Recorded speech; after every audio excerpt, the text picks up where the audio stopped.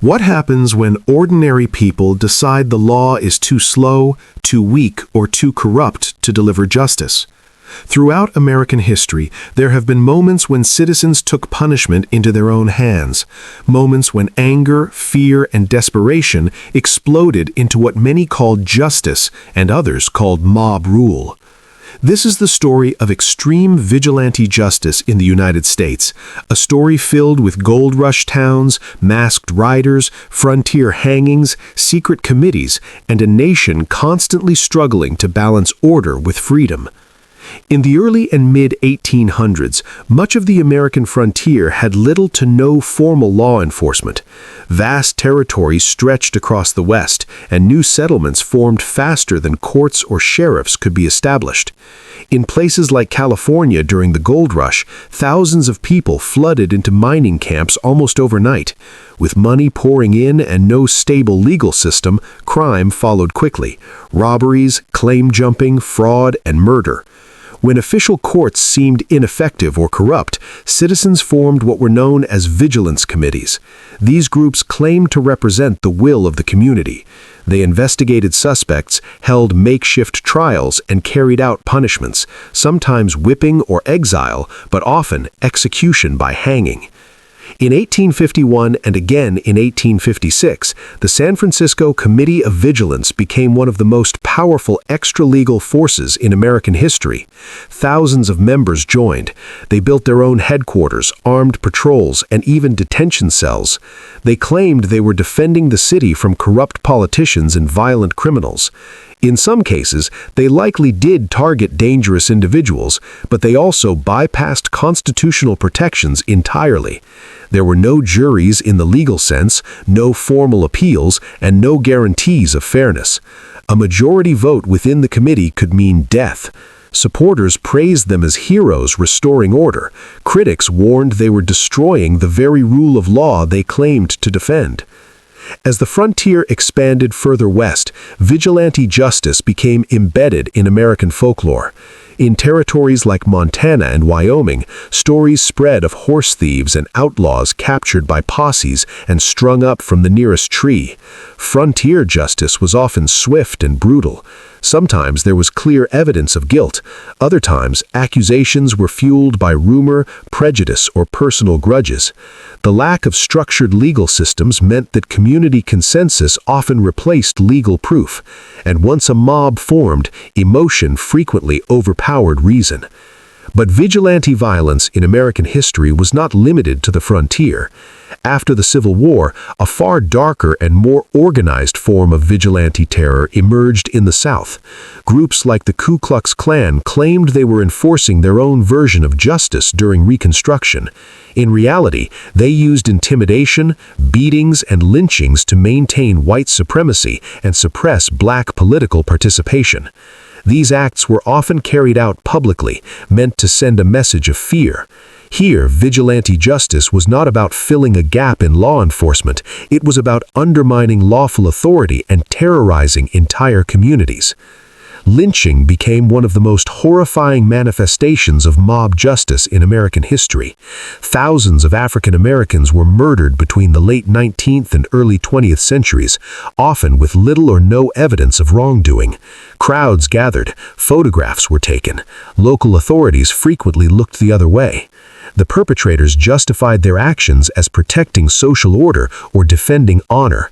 But in truth, these acts revealed how easily the language of justice can be twisted into justification for cruelty when due process is abandoned. Even outside the context of race, vigilante impulses resurfaced during times of panic and fear. During periods of rapid social change, war, or economic collapse, rumors could spread quickly, and communities sometimes reacted with suspicion and violence toward outsiders. The pattern repeated itself. When trust in institutions weakened, some citizens turned to self-appointed enforcement.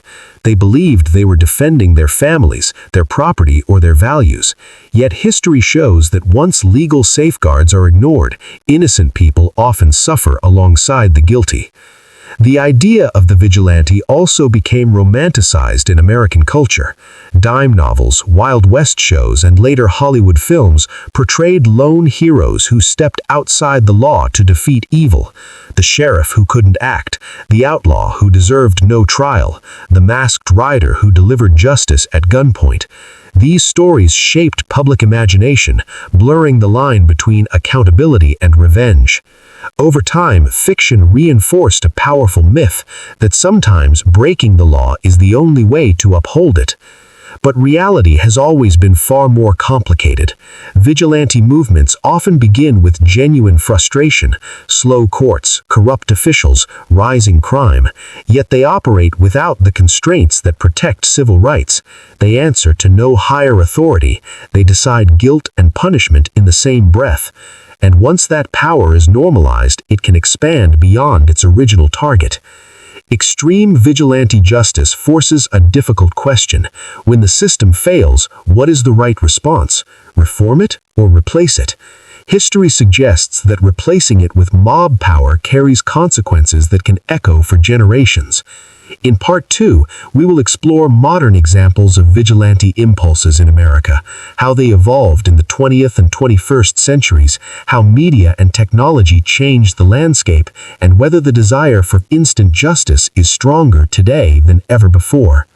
Even as the United States entered the 20th century, the vigilante instinct did not disappear. It evolved. With the growth of cities, industrialization, and mass media, the context for extra-legal justice shifted. No longer just frontier towns or lawless mining camps, urban centers now faced organized crime, labor unrest, and waves of immigration that fueled social anxiety. In some cases, citizens formed vigilante leagues to confront perceived threats. In Chicago, during Prohibition, for example, neighborhood groups sometimes took on gangsters themselves when police were seen as ineffective or corrupt.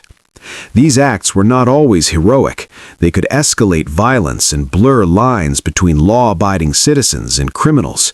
Yet the romantic notion of taking justice into your own hands persisted, bolstered by newspapers that sensationalized every shootout or hangman's rope.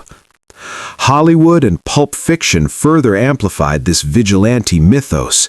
Characters like the Lone Ranger, Batman, and other masked heroes became icons of righteous rebellion against corrupt systems.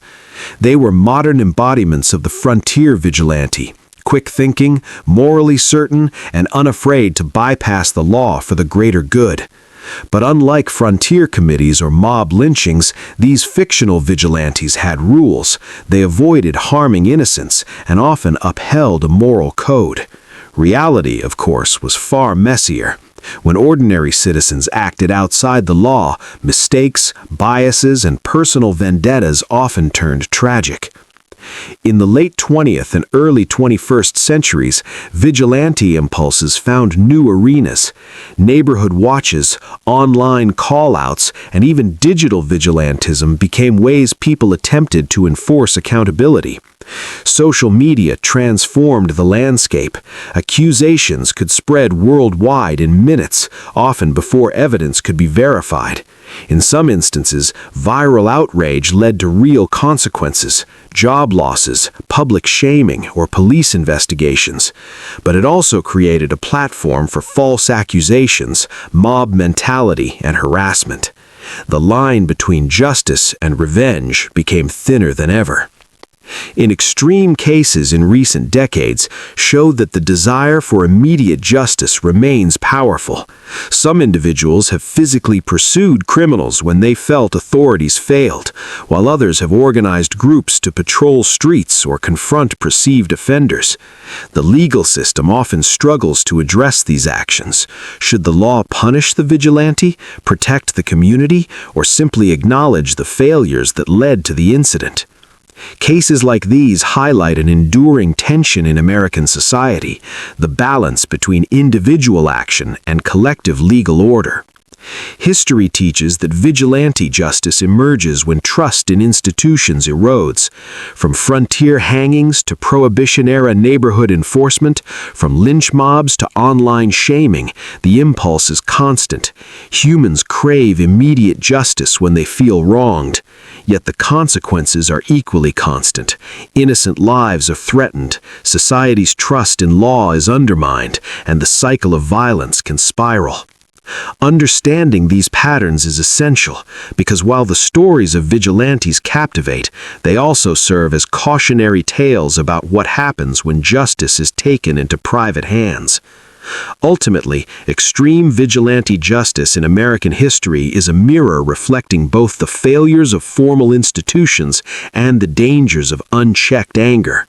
It reminds us that the appeal of swift, certain punishment is universal, but so are the risks when due process is abandoned. While culture often romanticizes the lone avenger, history repeatedly shows the cost: fear, injustice, and the erosion of social trust. The challenge remains: how can a society provide justice quickly, fairly, and safely without allowing citizens to take the law into their own hands?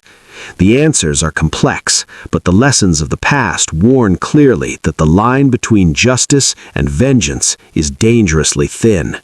Looking closer at modern America, we see vigilante justice adapting to new challenges and technologies. In some neighborhoods, citizens armed themselves and patrolled streets to deter crime when they felt police response was slow or ineffective. In other cases, viral videos captured alleged crimes, and online communities mobilized to identify suspects or demand punishment, sometimes before law enforcement even intervened. While the internet amplified accountability, it also amplified mistakes. Innocent people were misidentified, reputations destroyed, and harassment campaigns ignited, demonstrating how easily the desire for swift justice can spiral out of control in a connected world. One striking example is the rise of citizen justice apps and online platforms that allowed individuals to report crimes, post suspect photos, or organize real-time community interventions. Some initiatives succeeded in reducing petty crime or recovering stolen property, but many also encouraged impulsive judgments. Social media outrage, when combined with human bias, can act as a modern-day lynch mob. Here, the vigilante impulse thrives not in isolation, but in digital echo chambers, where group emotion overrides careful evaluation of facts. Extreme vigilante actions also persist in more violent forms. Cases of armed citizens confronting suspected criminals, neighborhood justice groups, or even vigilante killings appear periodically in the news. Often, these actors rationalize their actions by claiming they are filling gaps left by law enforcement. Sometimes they target real criminals, but just as often, mistakes or personal vendettas fuel tragedy. Courts struggle to address these situations fairly. How do you weigh the intent to protect the community against the illegality of taking a life or using violence outside legal authority? The tension is ongoing, reflecting the enduring complexity of safety, morality, and law. Even popular culture continues to glorify vigilantes, feeding the public's fascination. Films, streaming series, and comic adaptations celebrate individuals who bypass bureaucracy to punish wrongdoers. While entertaining, these narratives subtly reinforce a cultural acceptance of extra-legal action. They create a powerful psychological effect. Audiences feel that sometimes justice requires breaking the rules. This fascination is not new. It echoes the frontier committees, masked riders, and lynch mobs of history, now dressed in cinematic style. What lessons can we draw from centuries of extreme vigilante justice? First, when formal systems fail, people will naturally seek immediate solutions, sometimes violently. Second, unchecked vigilante actions rarely lead to fairness or lasting safety. Innocent lives are endangered, societal trust is eroded, and the cycle of revenge often continues. Finally, While society romanticizes the lone hero who enforces justice, history demonstrates that sustainable justice requires structured institutions, accountability, and transparency. Without these safeguards, the appeal of instant personal justice may be irresistible, but it always carries profound risks. Extreme vigilante justice, from frontier hangings to online outrage mobs, is a mirror of human emotion, fear, and moral urgency. It reveals both the strength of communal instincts to protect and punish, and the fragility of fairness when emotion replaces law. In studying this history, we see that justice is not simply about righting wrongs. It is about balancing power, responsibility, and due process. The vigilante will always fascinate, but the lessons of history warn that vengeance disguised as justice comes at a cost far higher than most are willing to pay.